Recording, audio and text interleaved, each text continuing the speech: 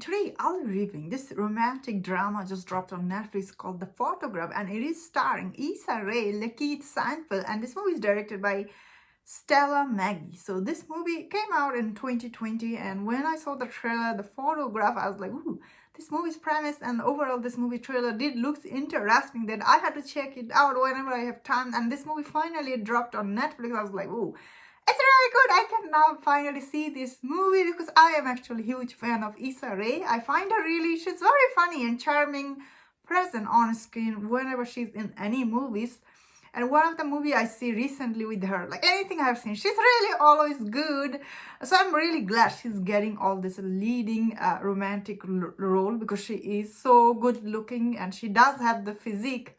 Like, she has absolutely amazing physique. So I am a huge fan of her. So I'm really excited to see her. I was really excited to see this movie. What do you think about this movie? I must say, this movie does have very interesting premise that you are like, ooh, sounds very interesting when you see the trailer. Movie itself, it does starts very interesting. Like first 20 minutes of this movie, it is really good when you start watching it. Especially Lakeith Stanfield, he's really good actor. Like every time he's on screen, you do want to watch him more. Recently, he just got Oscar nomination for his role. I think Black Messiah or something, that movie. I have not seen that movie, but he did get nomination. Every time he's on screen, you really like watching him because he's really that much good actor. However, this is a romantic movie. I feel like he's really in wrong movie, Lakeith Stanfield. He had zero chemistry with Issa Rae in this movie. Like, you have to see the movie to believe what I'm saying, really.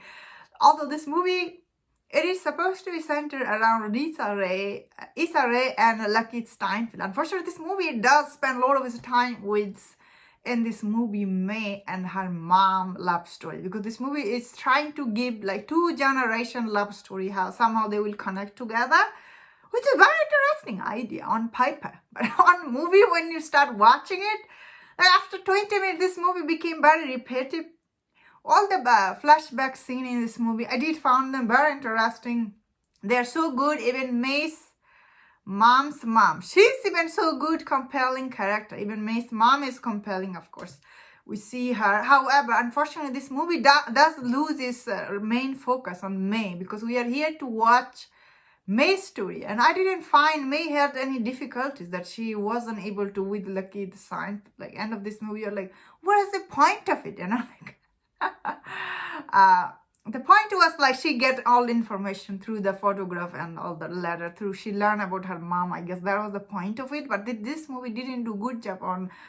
Like, it's not very enjoyable to watch it. Halfway through this movie did became very boring. You are watching same repetitive scene. That is why I guess this movie, although it was like when the first trailer, this movie is supposed to be a huge hit, didn't do that well at the box office. This is the kind of movie will do great on Netflix. Like you could sit down and watch it, this kind of story, because it is worth telling, I guess, and it is on the right platform like Netflix. So I'm glad Netflix got this movie. I guess it was on Amazon Prime, now it's on Netflix. So I feel like Lakeith Stanfield, he's a really good actor. Every scene he has with the other actor, he was so good. He was really good. However, every scene he has with Issa Rae, you feel this awkwardness. Like he doesn't want to be there. No, he's not meant to be in romantic movie like this guy. He's such a good actor again, but he's not meant to be in like a. If this movie was starring Michael B. Jordan, I think he could sell us this movie story. Unfortunately for me, I did still like Issa Rae, probably because I really like her.